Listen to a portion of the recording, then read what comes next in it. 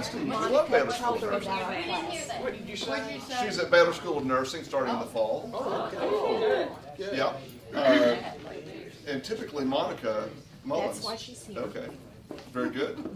All right. And, oh, Helen, welcome. Y'all may not know Helen. German now, right? Yeah, I still want to call you by your maiden name. Old habits. Old habits die hard. Another Helen. Dave? Cody's, Cliff's wife, Cody here, is officially aboard. She's- Wonderful. Welcome. Welcome.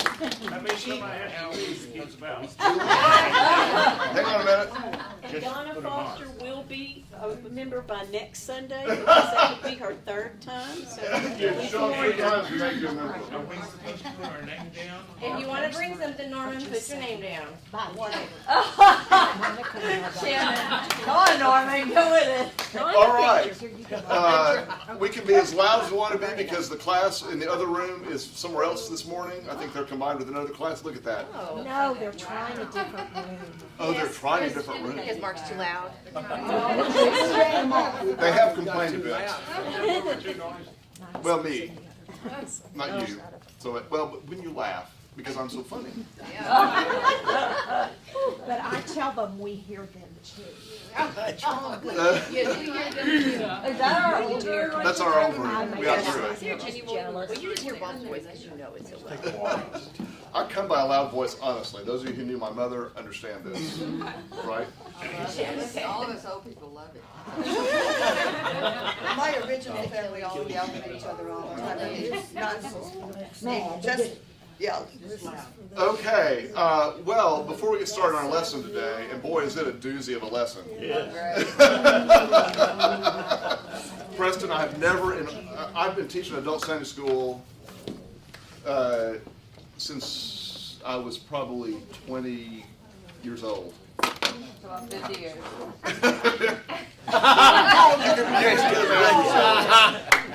Well, for more than 30 years.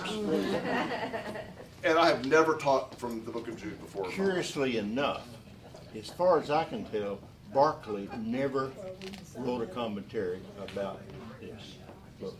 Well, I understand why. Deep water. I do understand why now. So I'm just back from the Crawford Baptist Fellowship General Assembly in Atlanta. I bring you greetings from many of our resident alumni who we saw there during the week. Jake Hall, if y'all remember Jake. He's hilarious. Talk about making me laugh. He's so funny. So here's a cool thing. Those of you who like to listen to podcasts and such, Jake is at Highland Hills Baptist Church in Macon, Georgia. And he has created a partnership with an Americana radio station there, sort of roots music in Macon. And they do a weekly program on Sunday mornings that is Americana music and dialogue.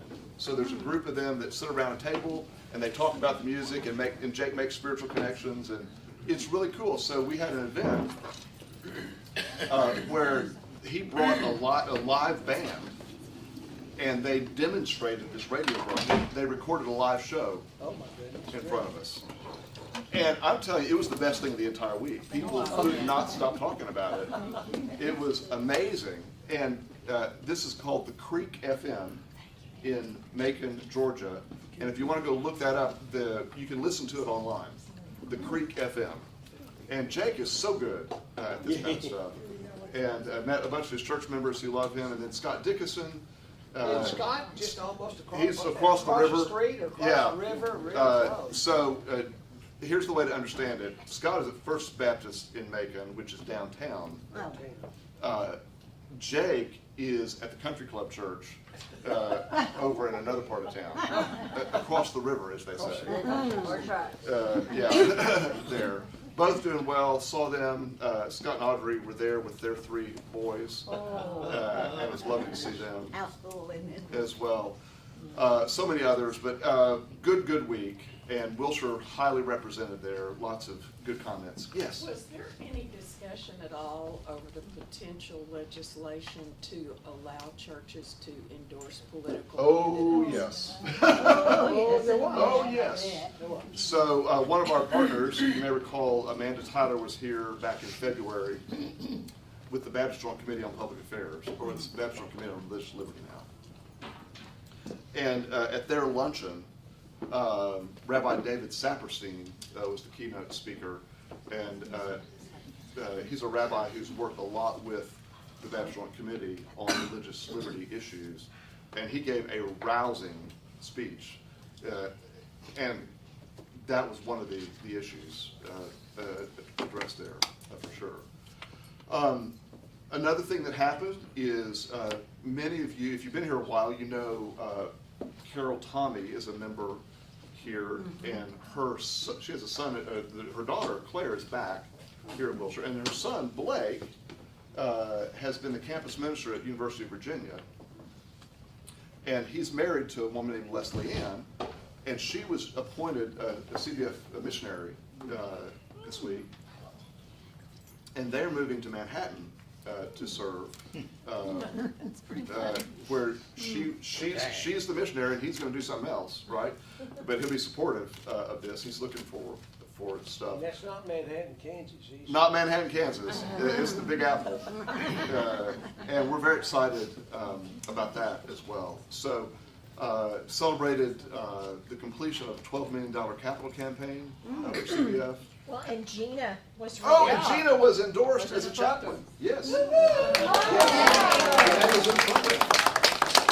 was posted on Facebook. You were posted on Facebook. Yeah, I posted a photo of it on Facebook.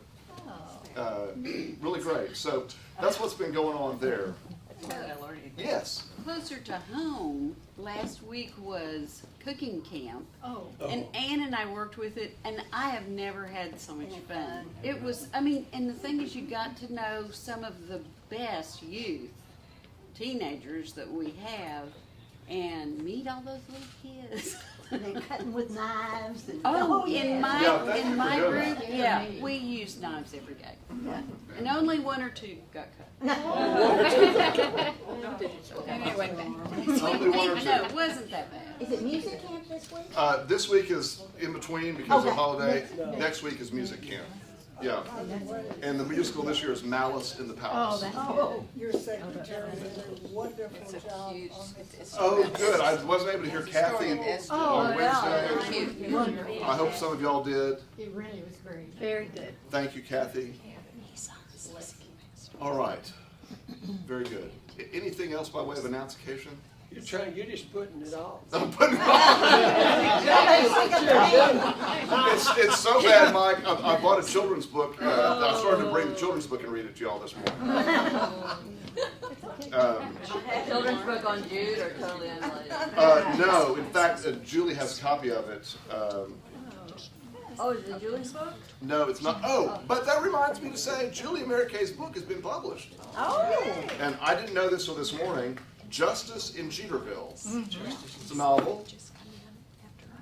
And we're going to work out some big event here at some point. But you can buy it online now, I suppose, right? And it's hysterical. We also have it in the trunks of our cars.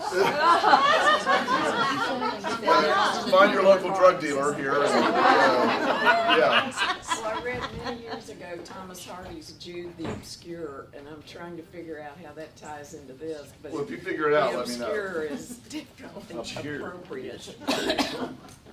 All right. We are in the book of Jude. And last week we got through 3.5 verses. I bet you With could the spread introduction. the whole book of Jude over a year. Oh, I don't want to. It's too painful. Give us a short summary of last week. Easily done. We don't know who wrote this book, even though it is claimed in the introduction to be from the brother of James, which would mean the brother of Jesus. That may or may not be true. Number 2, we don't know to whom it was written. Number 3, we don't know when it was written. It was written somewhere between 50 AD and 200 AD. We don't know. Number 4, it's one of the more contested books in the New Testament, whether it should be there or not. In part because of something we'll cover today, I hope we get this far. Because it quotes from an apocryphal book called Enoch, a book that did not make the canon. And so the argument was made that any document that quotes from a non-canonical book should not be in the canon. Therefore suspect. Number 5, or am I number 6? Whatever number I'm on in my summary here. It is a really difficult book. It is addressing a problem, not Gnosticism this time, but a division in the church precipitated by people who did 2 things, and we will talk about those today. They denied that Christ was the Messiah, and they used the liberty of the Christian faith for licentiousness, is the word that's here. And so we're going to talk about that a little bit more, just in case you wondered. So we got through verse 1, 2, and 3. We got through part of verse 4. Verse 4 says, "For certain intruders have stolen in among you, people who long ago were designated for this condemnation as ungodly." And we talked about who these intruders were. Remember, snake in the grass. That's the way to remember that, right? And they were designated for condemnation not because they were foredestined to be evil, but because that is the foreordained result of such behavior. They are ungodly, and here's where we're going to pick up, who pervert the grace of our God into licentiousness and deny our only Master and Lord, Jesus Christ. So there are 2 complaints here, 2 indictments given in this. 1, they pervert the grace of God into licentiousness, and number 2, they deny that Jesus Christ is Lord. Now, this is really important to point out because it gets harsher after this. And keep in mind that the reason it's harsh is because that second charge, that is really fundamental to the faith. Yeah. Because if you deny that Jesus Christ is Lord, how can you call yourself Christian? Right? And yet there were those slipping into this part of the early church trying to make the church to be something other than its core mission. Now, those of you who work in business are probably familiar with the phrase, the label, mission creep. Mission creep is when you set out to do something, that is your mission as a business or a nonprofit, and along the way you start doing something else. Your goal is to help feed hungry people. Let's do something positive here. Your goal is to help feed hungry people. And along the way in feeding hungry people, you get distracted, maybe by giving them clothes, by giving them a ride, by raising money, by building a building, by owning a building, by renting out part of a building. All with a good cause in mind. But it's possible through that you drift away from your central mission, which is to feed hungry people. Or in a secular sense, your business is to sell insurance. And that's your mission. But along the way, maybe you become a landlord, or maybe you start selling raffle tickets on the side, or maybe you start renting cars, or whatever else. And we see this in corporations a lot, and the shareholders sometimes rebel, right? When the company's gone too far afield and they're not paying attention to the basics. This is the basic here for the early church, that Jesus Christ is Lord. So now let's talk about this phrase, pervert. Who pervert the grace of our God into licentiousness. To pervert something is to change one thing into its opposite, or to transpose it. So if we said that night is day, we pervert our understanding of darkness and light, right? Licentiousness is a big 50-cent word here that means outrageous conduct, violent spite, or in this case, it is used to mean unlimited lust. Now, it's very easy to read Jude, and there's several references here to these types of sexual things. And most of the time, this gets interpreted as whatever it is we're not doing. This is always someone else's problem, right? And while that may make you feel warm and fuzzy on the inside, it's not a fair reading of the text. This is over the top, outrageous conduct, violent spite, unlimited lust. It is without boundary, without border. It is over the top. They deny, which means clearly to say no. They don't acknowledge this. So now, several comments here. I'm going to set up Tom Wright and then knock him down today. I know you're shocked. I normally like Tom Wright. He says, on the one hand, people are transforming God's grace into licentiousness. On the other hand, they are denying the one and only Master, our Lord and Jesus the Messiah. So we've said that. But then he goes on to say, and I'm not going to read you his longer quote on this, he goes on to say that this is just a perfect example of modernity coming in, and we've got to accept everything that happens around us. Well, okay, Tom Wright, that's too easy on this, I think.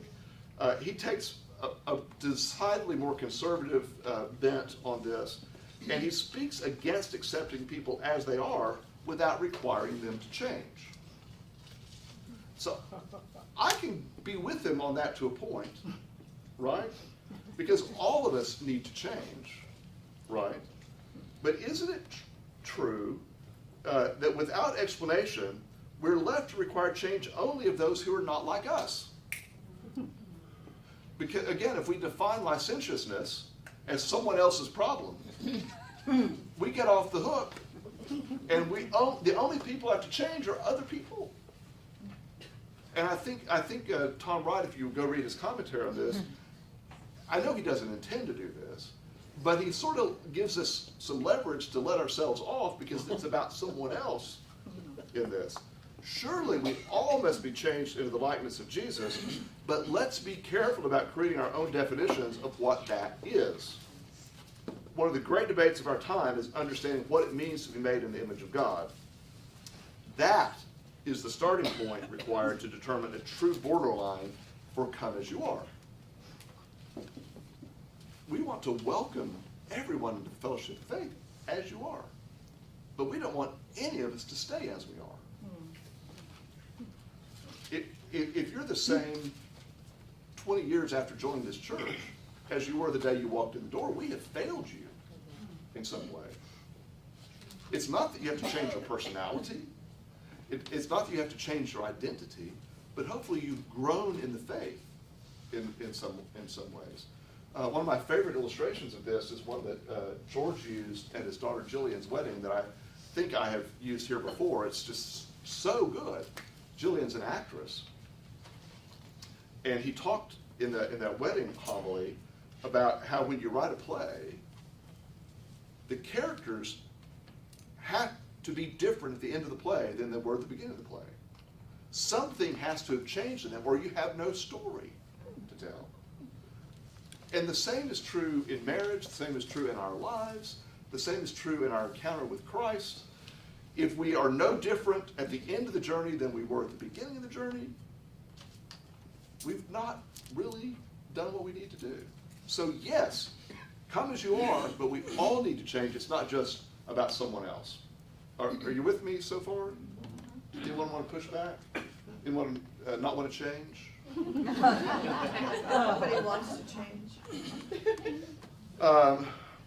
Okay, ironically, later in this letter, Jude, the author of Jude, talks more about licentiousness and gives some examples, but even those are going to require some careful parsing, and we'll get to that in just a minute.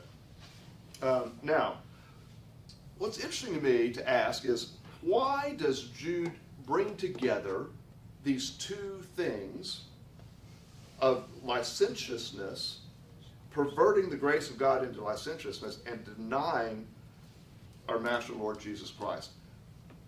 Are those two separate things, or are they somehow related? Do you see any connection between those? Anyone? Say that again, please. So the idea of that he's leveling two charges against them. One, they pervert the grace of God into licentiousness, excess. And two, they deny that Jesus is Lord. Well, if you accept that Jesus is Lord, then you have to do what he said, and he done, and then you wouldn't be able to pervert.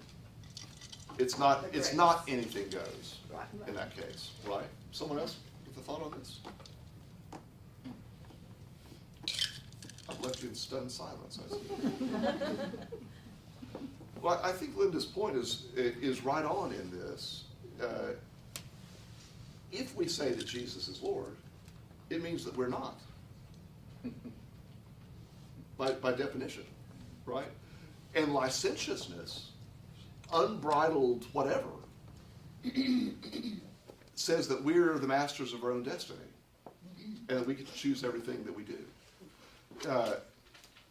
Which is not to say that we don't have choices in life, and we don't have free will, but it is to say that following Jesus as Lord requires some discipline to it as well. He said, if you love me, you do what I say.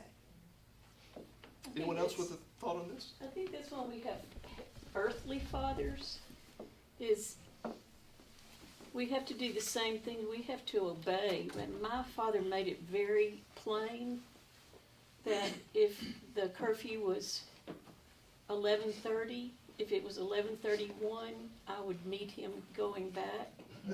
And so our Father sets standards for us, and it's for our good, not to punish us, but for our good. And we naturally fall into licentiousness, no matter what age. I think left to our own devices, the human condition leads us down that path. Yes. Right? I think that's the thing they have in common is both are inherently human. Yes. What did he say? That both of these are inherently human.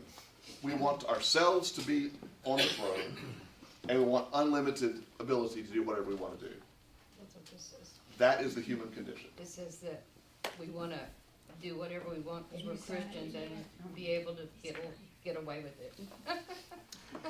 That's the key part. Yes. So again, let me go back and the problem in applying this is it's very easy for us to tell someone else what they need to do as a Christian. Much harder for us to tell ourselves what we need to do as a Christian, right? And go back to that parable of Jesus. First, get the plank out of your own eye before you're concerned about this speck in someone else's, right? All right. Now, all that sets up this next little segment. Verse 5.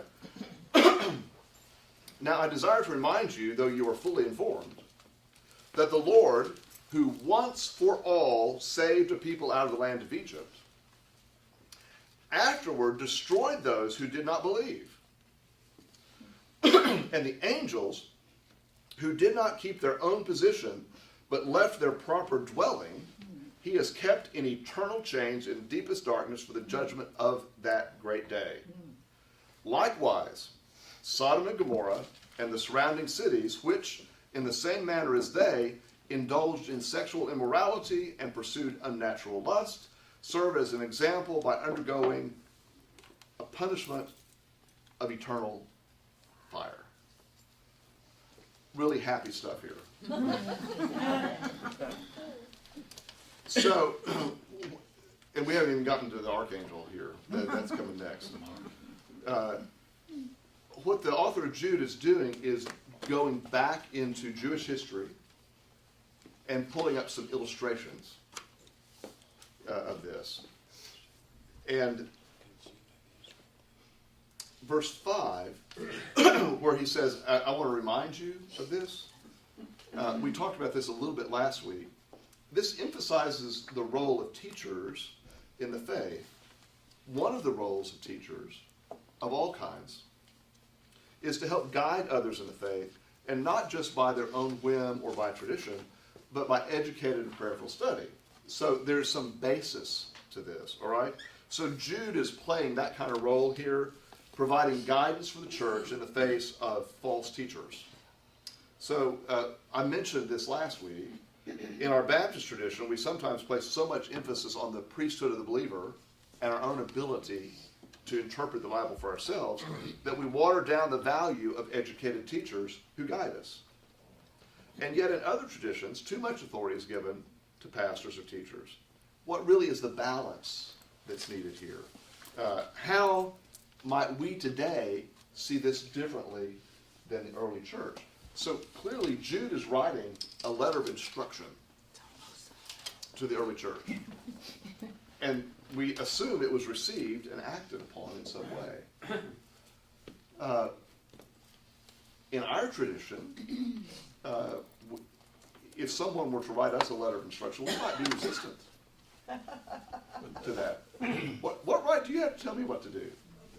Right? I can figure that out for myself. Because we've trained ourselves that we can figure it out for ourselves. Right? Where's the balance? How do we deal with this today? Our sermon today is like a letter to us. Oh, it is.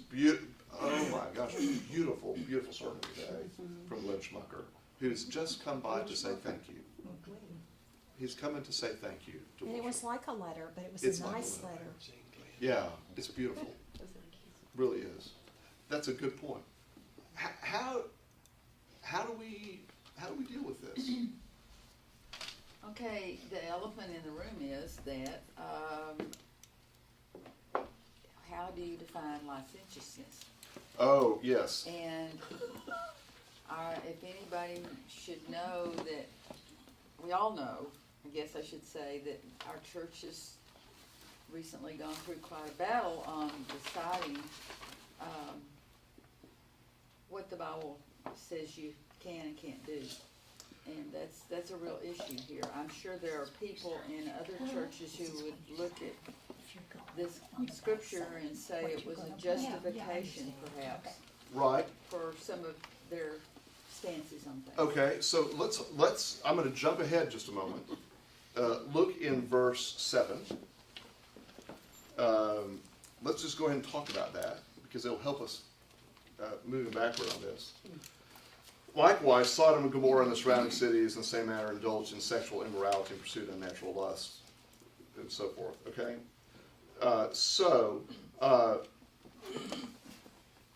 Item number 1, remember the story of Sodom and Gomorrah.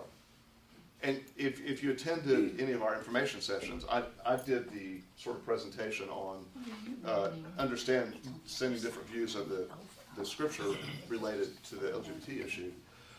And there's one thing that's almost, no, there's not universal agreement. There's widespread agreement among biblical scholars, except for a small segment, that the Sodom and Gomorrah story is not really about homosexuality. That in the Jewish tradition, it is a story about excess, extreme excess. It's a story about violence. It occurs twice. There's 2 variations. No. Yes. Yes. Of this in the Old Testament. And I would make the case, and I'm not alone in making the case. There are other scriptures you can turn to, and we can have a much more robust conversation about same-sex attraction. But in that story, the issue is that the townspeople completely out of control in a very violent way, and it happened to involve sexuality. If you read that story, do you really think every male in that village was a homosexual? That seems highly unlikely. And yet the story says that every man was involved in this. So there was, it was really a gang rape kind of situation, to the extreme. Well, and they didn't care whether they were gang raping a man or whether they were gang raping a Well, woman. right, because we get the female version of that there too. Now, jump ahead in verse 7. It says they indulged in sexual immorality. All right? So I've done some work on this week in the Greek on this. The word that's translated sexual immorality is a particular word that means to a lust that gluts itself, satisfies itself completely. It's often used in the Old Testament. There's a parallel word in Hebrew that means to go a whoring. Well, there you go. To give oneself over to fornication. And this is a word, interestingly enough, that's not found in secular writings. It's only found in sacred writings. And so it is about again, excess in all forms. When we say this is referring to same-sex sex, we're letting ourselves off the hook a little too easily with this. Now, wait. I forgot one important thing there. No, that's not that. And pursued unnatural lust. Okay? So there's two words here, sarx and heteros. And so sarx is a word that's generally negative. Now, I'm going to read you a definition from some conservative, traditional Greek commentators here. This is not from some newfangled liberal interpretation that I went and made up. This is from old sources. All right. This is a word that generally refers to making decisions according to self. It's done apart from faith. Thus, what is, quote, of the flesh, meaning carnal, is by definition displeasing to the Lord, even things that seem respectable. In short, flesh here generally relates to unaided human effort, decisions that originate from self or empowered by self. This is what's carnal and proceeds out of the untouched, unchanged part of us that is not changed by God. Then this word heteros, of another kind, of a different kind. It stands in contrast to another word that could have been used that would mean of the same kind. So it emphasizes something that is qualitatively different from its counterpart. You could make a case. Would someone turn that? I'm about to pass out. Yeah. Let me just stop and do that. I know, it is really hot. Let's see if we can get a little air going here. Yeah, just help the pregnant woman.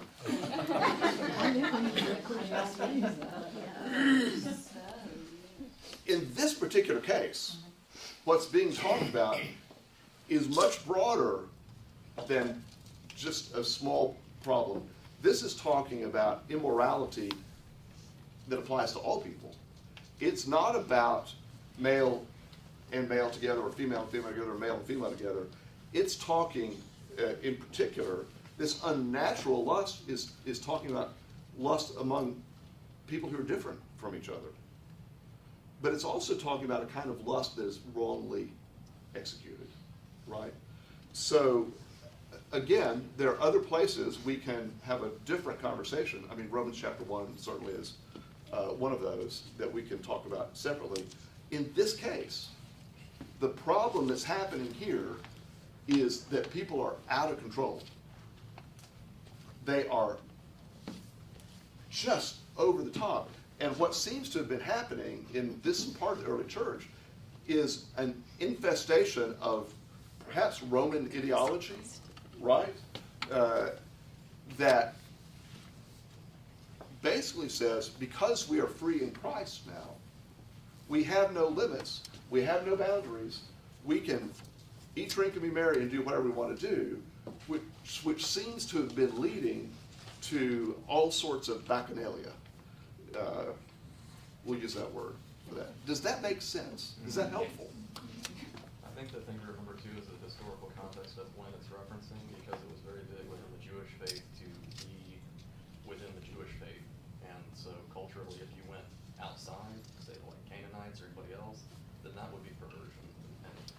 that's what I think he's referencing, is that it would be going outside of your culture. You know? That certainly would be a part of it, indeed. Cody? And today, they have returned to that quite a bit more.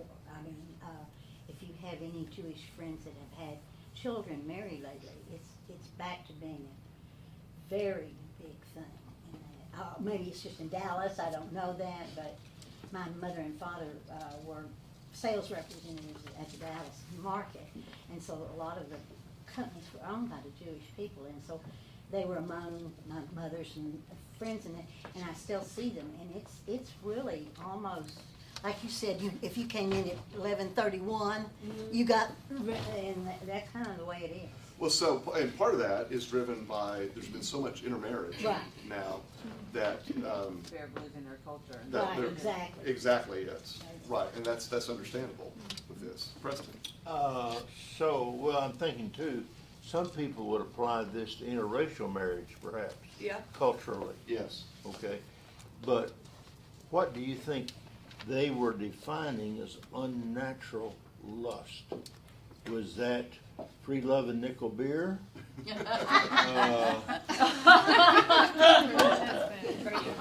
haven't heard that in a while. I don't even know where that is. I don't know anywhere you can nickel. Can't get that nickel beer anymore, can You just made it mean Maybe that's everything those craft wins. beers. Everything goes. So where does it, what were they talking about? I think that's a good point to bring up, though, because you can take any part of this text at any point of history and apply it to what you want it to say at the time. Yeah, So, that's interracial part of the marriage, problem, yeah. homosexuality. Right. So remember our key principle of biblical interpretation. We cannot interpret a single passage by itself.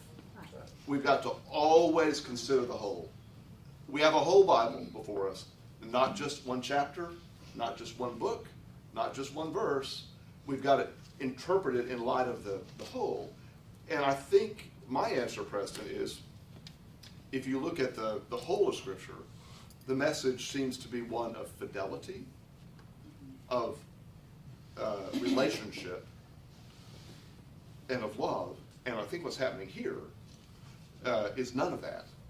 It is Promiscuity. It is promiscuity to the extreme, right? Julie? Is it more than just sex?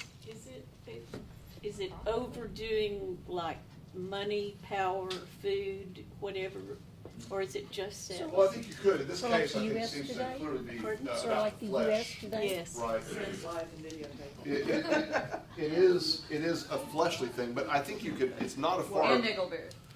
Yeah, y'all have to go report on that this week. That was back in the 60s. Yeah. Still Well, I mean, remember. in 5:2, he references Egypt, which had nothing to do with any of the following. I mean, he's Oh referencing yeah, the culture. we're going to come back to that. Yeah, this is fascinating. That's weird. We're going to get Almost anything can get over the top. there. Right. Any behavior. So how you decide what is not unnatural becomes an issue. I had a pastor friend who was preaching a revival someplace, and a very sweet woman came up to him and said, "What are your besetting sins?" Besetting sins. Besetting sins? He said, "Lust and greed." Well, that wasn't what she was hoping to hear. But greed can, I mean, what's not driven by greed nowadays? Yeah. That's the truth. Yeah. And which destroys people, both the greedy ones and the ones that are in their way. And that's the root. Yeah, that's the roots, isn't it? Yes. In the 60s, you're too young, you don't remember. It's real hard in the 60s to be in school and select a theology class. You had to be real careful because sexual revolution, the pill, all that was around. You had to be real careful that you didn't get these kind of primitive thinking people that would just put you down because of how old you were. So you had to be real careful about your classes. Interesting. So Did I call on you, Julie? You did, but I'm still cranking out the Oh. questions. Okay, I knew you had your hand up. I forgot it. So in this case, the issue seems to be sexual. Does that mean it's the only issue? No. There is a fundamental problem beneath this. Denying Jesus as Lord and wanting to be free to do anything we darn well please. So, for some people that manifests in sexual ways. For other people, it manifests in other ways. Maybe in food, maybe in shopping, maybe in controlling other people. You quit preaching, go to bed. And again, our want is to figure out how to apply these passages to the things that don't relate to us. You know, the struggle is to find how to apply these passages to the things that do relate to us. And realize that That's what it should be. Well, but I mean, it's Yeah. easy to do it, to reply them to something else. Right. It's hard to do it to ourselves. I mean, I don't like these passages. I think the thing that they have in common is it comes down to a thing of distance. Anything that you do here, you distance yourself from your master, Jesus Christ. Doesn't matter what you do. Well said. Well said indeed. Yes. Well, it seems to me that today, in the current climate of the world, there are many people beating their Bibles and, you know, firm believers in Jesus Christ and His church. But I'm going to say anything to you I want to say. I have my personal liberties and, you know, just whatever. And I think on the fact that, you know, I wouldn't face to face and tell you something that I can get on a computer and I can email you and hit send. And it's over and done. And it's all over the world. Oh, right, that's what the, Yeah. I love the computer, but, you know, a lot of I people, know, and I'm coming to hate it. Well, now that's true. That's they're true. forever. Yeah. So many of you who've been around long enough to know the way of the world and the way this works is often those who scream the loudest against something are the ones who are struggling with that issue themselves. There are defense mechanisms. You know, if you have someone who's always preaching, what?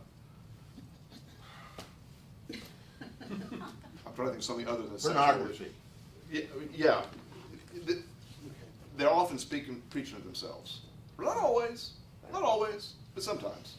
And the more public you are in doing that, the more likely there's a problem behind the scene.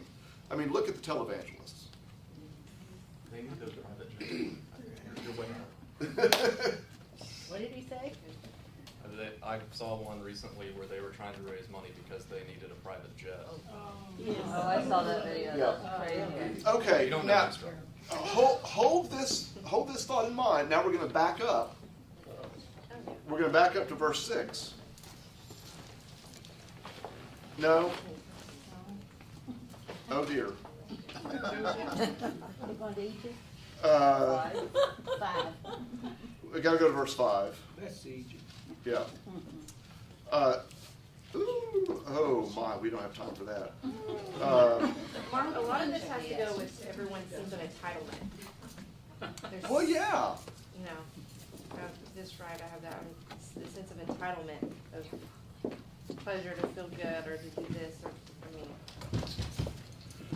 So, the first reminder in this, he says, even though I know you know this, I'm going to tell you again, that the Lord, who once for all saved a people out of the land of Egypt, look at verse 5 right there, and,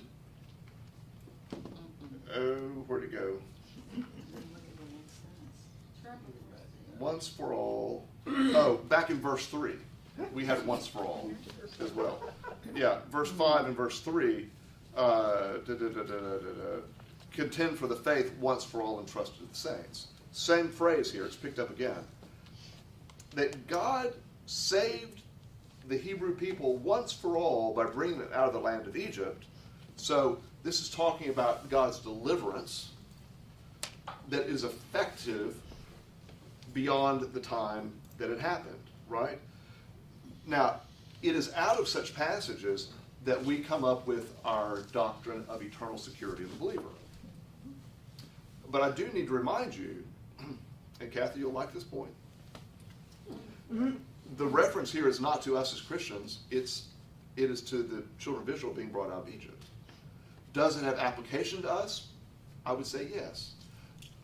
But do we need to acknowledge that that's not what it really says? Yes, in this case. This is not a reference to Christ unless, and some interpreters see this as a type. This is a reference to Egypt that is a type of reference to Christian delivery as well. Does that make sense? You see it as a prototype. They had to roam around for 40 years. Providing salvation for people. I think they Right. came out of Egypt and had to roam around for 40 years and got rid of the ones that.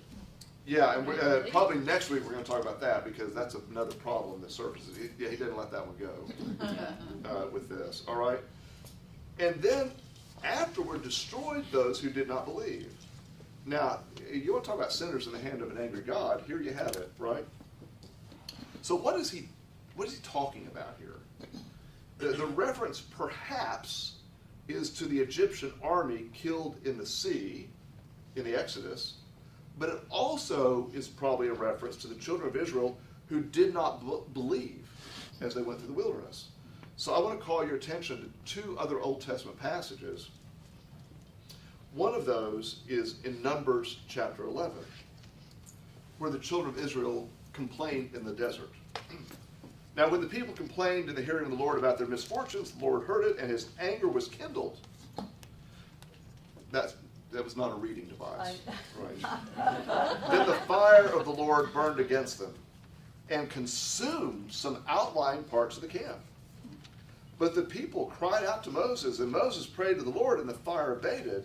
So that place was called Taberah, meaning the Lord burned against them. The rabble among them, I love that word, the rabble, had a strong craving. And the Israelites also wept again and said, if only we had meat to eat. Well, we remember the fish we used to eat in Egypt, and the cucumbers and the melons and the leeks and the onions and the garlic. Sounds pretty good.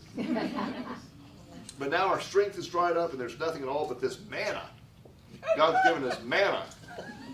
And we're tired of manna. We want some meat. So the people went around, it talks about all that and how and Moses heard people weeping, and the Lord became very angry, and Moses was displeased. So Moses said to the Lord, why have you treated your servant so badly? Why have I not found favor in your sight that you lay the burden of all this people on me? Did I conceive all this people? Did I give birth to them that you should say to me, carry them in your bosom as a nurse carries the suckling? So Moses is upset. Where am I going to get meat to give to all these people? Moses sounds like a Jewish comedian. That's right. I can't do it, he says. I can't do it. And so God tells Moses what to do. Take these people. I will come down and talk with you there and all this, so forth and so on. And then what finally happens here is they go out and they gather birds that are poisoned. They got their meat, but it killed them. Have you read that part of the Bible before? They sent 12, but I didn't read that. Where is that? Keep going, keep going. From whence art thou reaping? Keep going in Numbers 11. Numbers 11. Yeah. But there were tons of times when the Israelites were wandering in the desert that he just opened up the ground and people fell in. And he just struck people dead. I mean, like that, they didn't have to even go. I think it's in Numbers first. 14. I mean, he was constantly killing people with being God. Okay, you're done. No, it really is true. I mean, there was It like, wasn't constant, but it was a lot. It's somewhere in Like there. with the snakes and the. Keep going, it's in there. I'm really not making this just up. Google. Just Google, Yeah. where are the poison birds in the Bible? Poison quail. Okay? Yes. So that is the reference here. And it paints an image of a God that we don't like, right? And that we don't really know as well. Then the second reference he gives is to angels who did not keep their own position, but left their proper place. And so part of what's going on here is a reference to the order of creation that God has made and things that violate this. This story comes from Jewish tradition, but also relates to Genesis chapter 6. So I'm going to leave you tantalized with this angelic reference, because when we come back next week, we're going to take verse 6 and verse 9 and talk about them together. Because verse 9 references the archangel Michael contending with the devil and disputing about the body of Moses. Anyone know that story? You probably don't. And there's a reason you don't, right? It's not the Bible. And partly, a little bit. Look at verse 8 as we close. Yet in the same way, these dreamers, those who are troubling the church in the early church, also defile the flesh, reject authority, and slander the glorious ones.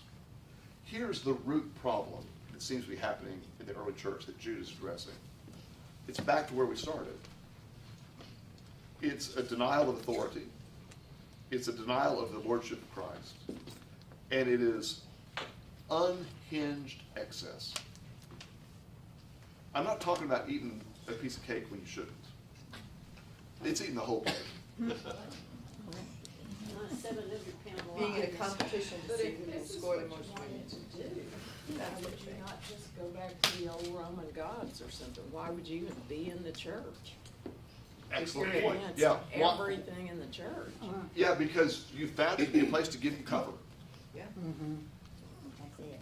right? You I found think, a place. I Yeah. think too, if you wanted to scare people back into the fold in the early church, a lot of them were Jewish converts, and you go back to the old stories and you scare them. Right, and that's sort of what's happening here. This is clearly appealing to a Jewish audience, a Jewish Christian audience, right? Okay, so Dave, I don't know where to tell you that we're going to pick up next week. Can you say part of verse 6 and part of verse 9? Or, I don't know. 9 and 6? 5 and 9. We will continue in Jude. Yeah, I think technically, let's say we're going to start in verse 9. But y'all remind me, we'll go back and pick up that other part of verse 6 that we didn't get to today. Because it's really interesting. This angelic stuff is really very interesting. Okay, am I leaving you more confused than you need to be? You're tantalized. Okay, just don't be licentious. Yeah, I was gonna say. Don't be licentious. Okay, we're going to turn off the camera and talk about our prayer concerns.